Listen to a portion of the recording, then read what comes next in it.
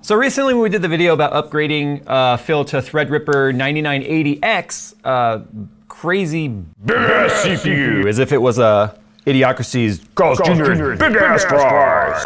We talked about how long it could take for memory to train, code 15 and all that sort of stuff. And there was a lot of comments in that video, and I've heard these comments over time that are just like, my system does that every time. Why does memory constantly train, blah, blah, blah. So today we're gonna talk about memory context restore. It's not a setting that a lot of people are too familiar with. And there's a lot of, like with obviously AMD CPUs becoming the meta over the last few generations, I think there's a lot of people that still don't understand what it is, what it does, and whether or not you should turn it on or turn it off. So today we're gonna talk about it, what it does, and then do a demonstration so that you guys can become familiar with that setting and determine whether or not it's right or wrong for you to leave it on, because I don't think it's a one-size-fits-all type of solution. Okay, so first things first, what is memory context restore? You'll see it referred to as a few different things: memory context restore, MCR. In fact, each motherboard manufacturer could call it something different. Like ASUS calls it memory context restore. Sometimes it's tied to MRC fast boot. MSI could call it memory fast boot. Gigabyte's known to call it DDR5 auto booster. ASRock has called it fast boot and DRAM training configurator. And then even the AMD Agesa technology has its own MCR, but it refers to it specifically as MCR. But anyway, MCR is a BIOS level feature that basically allows you to load the last known good RAM configuration.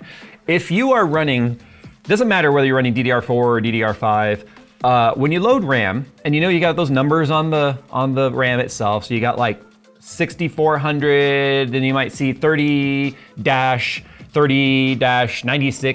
whatever, right? 48-96, whatever. Those are the memory subtimings, and those are not loaded out of the box. Those are the technical overclocked memory controller overclock configuration that RAM can run at, as long as your CPU is capable of running the memory controller, the IMC, which is located in the CPU, at those rated speeds. So expect that RAM number to be an up to, and that's one of the biggest marketing things when it comes to, in fact, Corsair even got sued for not putting up to on their box, and a lot of other manufacturers have started following suit, going, oh, better start putting up to on there. Anyway, I digress. That was a little bit of a side tangent. When you enable those settings, the CPU and the motherboard have to go in and validate that those settings are stable and will run on that CPU. Now, that happens every time you boot your system. Every time you boot your system, RAM has to be basically checked and kind of tested. And in fact, the old school days, you used to actually see the bytes like counting up and doing its thing. And back then I was actually just sort of counting how much RAM the system had, but it's a sort of similar thing that happens today. Now, it happens prior to the splash screen on your BIOS. When you turn on your motherboard and you might see the manufacturer logo for your motherboard, or if it's an SI, you might see the SI's logo or something pop up. It happens before that. But depending on your motherboard, you might see a code 15 if you have the Q code readout, which actually shows you which part of the post or the power on self-test you're currently at in boot. 15 is always the indicator that your system is training memory. Now, what we're talking about today is specific to AMD. There is some similarities to Intel, but it's very, very different than what we're talking about today. So this is very specific to AMD CPUs. If you don't have a motherboard that has a Q code readout, you might just see a series of different LED colors. And you might see a red LED on RAM, you might see an orange LED on RAM. But the point is, people sometimes become afraid or scared that maybe something's wrong with their RAM, because you might see a red light on DRAM and then you start going, oh my gosh, something's wrong, and then you turn off your system, or you don't let it go long enough to train, and then you put yourself in your own boot loop because you keep thinking something bad has happened when you're just not letting it finish the training process. Now, the training process is where it says, okay, we have a 6,000 megatransfer set of RAM, or a 7,000 megatransfers, whatever. It's gonna set up the perimeter so that is the actual megatransfer speed for the RAM, and then it's gonna do a test through all those timings and subtimings and voltages to see, hey, can we still communicate? Is this all working? Are we having some sort of incompatibility issue?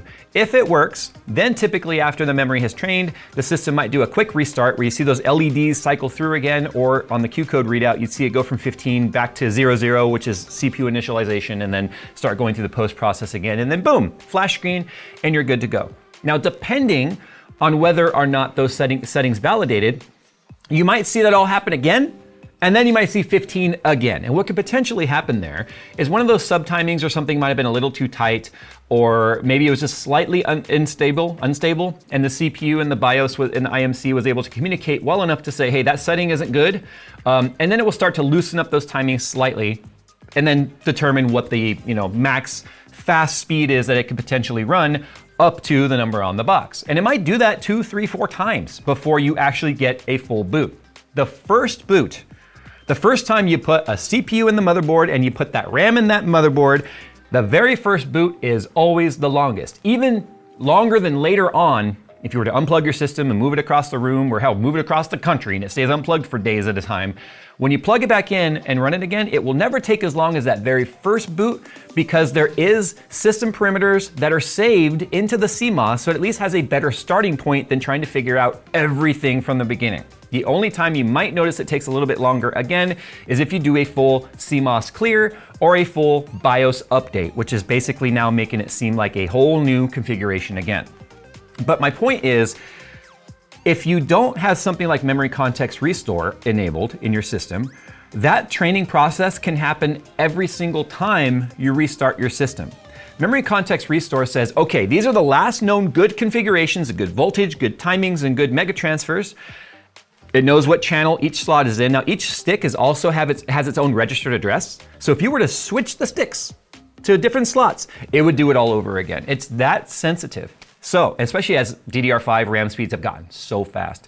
The faster the RAM is, the harder it is on the IMC, the longer it'll take to train.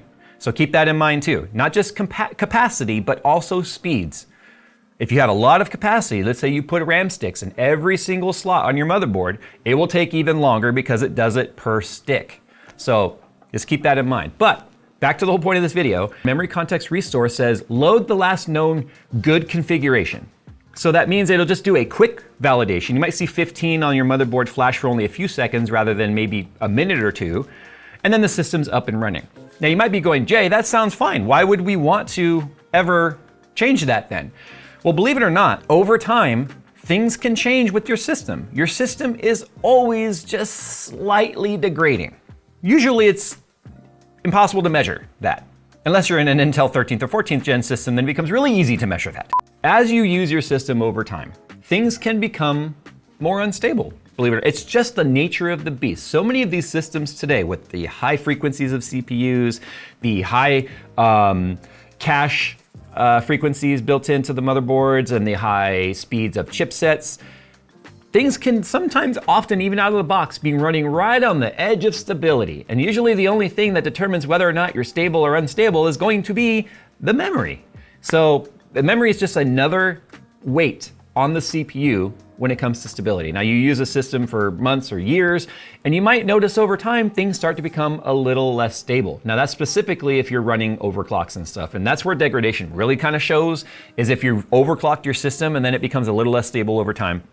But believe it or not, just the memory itself and the load it can put on your IMC, especially if you're running fast memory, can start to show up over time. And what you'll start to notice is if you have memory context restore off, then you might start noticing random blue screens, you might start noticing some random stutters in your system, you might start getting some soft crashes, and you wouldn't know necessarily what the reasons for these crashes are or these errors, unless you start doing like Event Viewer and really starting to drill down into what the error logs say. Built into Windows. I think we might do a video about that actually. Phil and I were talking about the importance of understanding how to use Event Viewer to try and troubleshoot your system rather than just shooting in the dark on what's going on. But I digress. This now leads into the part of the conversation about whether or not you should have it on. General rule of thumb, gaming systems, general computing, home PCs or whatever, turn it on. Turn it on for faster boot and you'll be good. If for some reason you start noticing weird instabilities in your system, you don't have to clear your CMOS or do anything weird like that. Just turn memory context restore off. Do another boot, let it train, and then turn it back on, because you've now updated the profile, which that's kind of last known good configuration for memory context restore, and then you're up and running again. You might notice, like Phil noticed this on Threadripper, like one subtiming changes by like one number, and then suddenly it's up and good and running again. That's an outlier though, because he's got 128 gigabytes of ECC registered memory that's at 6,000 mega transfers, or 6,400, wow, yeah, sorry.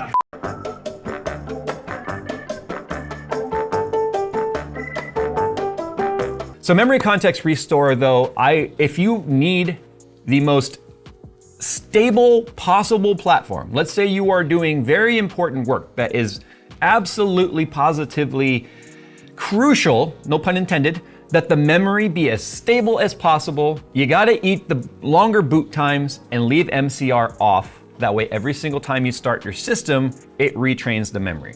So now you're going from potentially 15 to 20 second boot times to maybe 1 or 2 minute boot times. And if that 1 or 2 minutes every time you restart your system is worth the stability, which that's a pretty fair trade. Now on Threadripper, that's like 7 minutes. So, right, depends on the platform. I would leave it off if you need the ultimate instability. Now most 32 megabytes, wow. Most 32 gigabyte systems or 64 gigabyte systems that retrain, if it's like 6,000 or 6,400 mega transfers or even 7,000, usually don't take too long to train. But if you'll know when your system is on the edge of stability if it feels like every single time you turn on your system, you're seeing code 15. Side story real quick before we go into the demonstration of off and on. We're gonna talk about what my home system has done recently versus also too, what you can expect over time with your system when it comes to leaving it off or leaving it on. So my home system is a 9950 X3D. It is PBO on with a negative offset for the voltage to keep the temperatures down, to keep the clock speeds up. And it's running 8,000 megatransfer CL36 RAM, I believe it is. That's actually pretty fast, pretty cutting edge RAM for an AMD system, especially for it not being like a CUDIM. It's just UDIM at 8,000. But my system at home has been rock solid, stable, no problems whatsoever with that RAM. Now I don't use my system every day. There might be days I use it every day and then it might go a week without me even turning it on or going into that room. But I noticed the last couple times I turned it on, it sits on code 15 for a bit. And I think what's potentially happening is it goes long enough without being used that it goes, you know, for good measure, we might want to go ahead and retrain this RAM real quick. And it didn't take long. It took, actually, it was noticeable actually to where I was sitting there like, looking at my phone and I'm like, what the hell? Why is my screen not on? I look to the right and I see code 15 and I'm like, huh, I haven't seen that in a bit. Now, memory context restore is on my system, but there are gonna be times at which it will decide we're gonna retrain, even if it's on. Now, times that you might notice it retrains is if you have a long power cycle. What I mean by that is not a soft restart or a soft cycle, which is where the system is put in standby mode. Technically, when you turn off your system after it's been booted and everything, it goes into a deep sleep or a standby mode where there's still power going to the motherboard. There's still certain chips and whatnot on board that are receiving power, because the power supply is still supplying some power to those components at all times for faster startup and all that sort of stuff. It's different than putting your PC in hibernate or sleep, but it's different than unplugging your system from the wall. Now, if you unplug your system from the wall and you leave it off for even just a few minutes, even with memory context restore on, you're more than likely going to see code 15 pop up again and a full retraining. So that's just for good measure. Because everything power cycled, and everything has to sort of reestablish, all the caps have to recharge again, all the voltage validation has to happen again. It's going to retrain RAM for the sake of stability. That's just the way it works. Now, not all motherboards will do that. Some will still just try and load the last known good config. This is why I've seen some people say, my system was working fine, I unplugged it, I moved it, and then I plugged it in, and now it boot loops, it won't go, it won't post, I don't know what's happening. It's like, that could be a motherboard that's potentially MCRing, but something changed in the configuration to where it needs to retrain again. And it may retrain and run all the exact same speeds, but something in the saved profile needs to be updated through a new MCR to allow it to actually be able to boot. So that's why I'm making this video, because sometimes there's things where you may or may not be dealing with true instability problems. You might just need the system to do what it's designed to do again, which is self-validate everything and get everything set up from scratch. More often than not, you'll see the #1 suggestion for people online when you start hearing about people in boot loops or won't post or whatever is like, did you clear the CMOS? And that's not always necessary. I mean, sometimes it might be necessary because if MCR is off and it's trying to load a bad profile, but it's unfortunate though, because clearing the CMOS also is going to clear any of your personal settings you put in there, which maybe be fan profiles, lighting profiles, wake on LAN stuff. Like my system upstairs has started turning itself on again every single night. And I was like, damn it, something on our LAN likes to wake up my system. And when I did the Intel like 285K to do my long-term review on that, I didn't turn off wake on LAN. So something on the LAN is waking my computer up every single day and it's killing my wireless devices because I go up there and they're dead because they're on. So I gotta fix that. That's a different video for a different time. Let's go and talk about memory context restore and what it looks like in the BIOS, and then do like a before and after so we can just see what kind of tangible difference there is and whether or not it's worth even turning it on to begin with.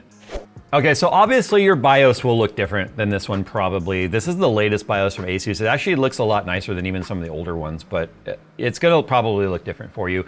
But what I wanna show right now is where to find it. So if you are in the basic mode, like this is what basic mode looks like. It just gives you some quick things to look at, right? Like your fan curves, your pump speeds and fan speeds, and right here, Expo is on, right? And my Expo speeds, so I'm at 6,000 megatransfers, CL28. Right, how much RAM there is of it. Anyway, doesn't matter. We're going into advanced mode for this motherboard. We're gonna go to extreme tweaker, and then we are going to, shut up, it sounds like a Victorville term, huh? Usually you'll find it in DRAM timing control or some sort of a DRAM submenu, and in here is where you can see memory context restore set to auto. I don't know what auto actually is on this motherboard. What I'm gonna do right now though is I'm gonna disable it. So saving changes, it says we're making a change from memory context restore auto to disabled. I just wish it would tell me what the current value was of auto. Is it on? Is it off? Like it doesn't actually tell you. Okay, so this is MCR off, no power cycle. You can see the lights are still on the board. And go.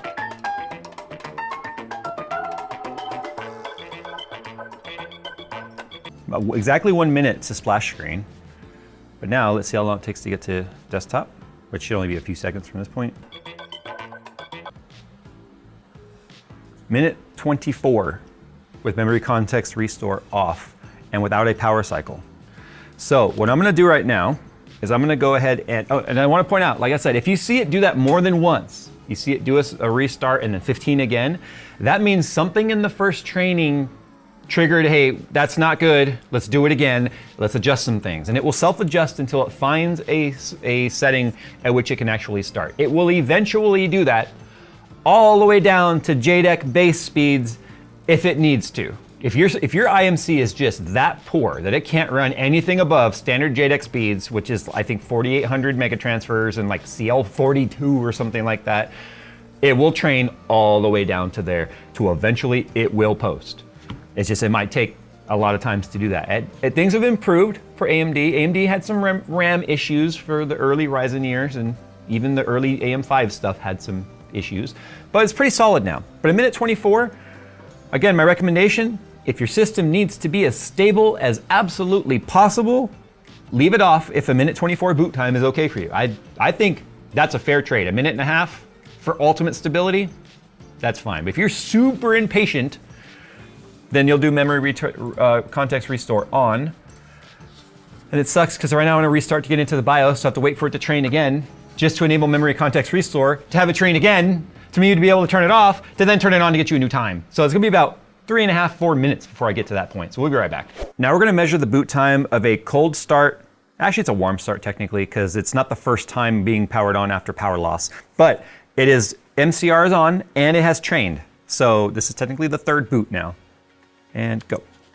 So it will see it right past 15. It didn't even bother because it's like, just load the last known config. So we went from 8 seconds to white, 10 seconds to green. and 12 seconds to splash screen where it was a minute last time.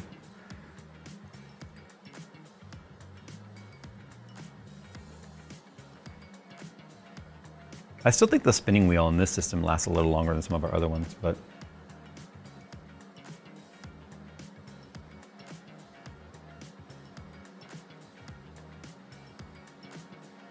yeah, 50 seconds less. I mean, in the grand scheme of things, 50 seconds isn't a long time, but that's the setting and that's what it does, and some of y'all asked. So there you go. Hopefully this helped you guys understand. Just to kind of finalize the recommendations, ultimate stability, leave it off, deal with the long boot times. Ultimate, I'm impatient, I want my system to boot fast, turn it on, and then bask in the glory of 1/3 of the boot time. And then there's the third option, obviously, which is you leave memory context restore on. Over time, you start getting some weird blue screens or instabilities. Just to rule out that it's a memory thing, go back into your BIOS, turn memory context restore off, turn the system off, turn the system back on. It's gonna train, right, because MCR is off. Once it trains, restart, go back into the BIOS, turn MCR back on, let it train again, and then leave it on until you notice any sort of weirdness again, and then you can just reset that setting without having to clear the CMOS every time. All right, guys, thanks for watching. You asked about it, now we told you. And that's what we do. We tell you things, and you guys tell me things, and then we tell you back things. So.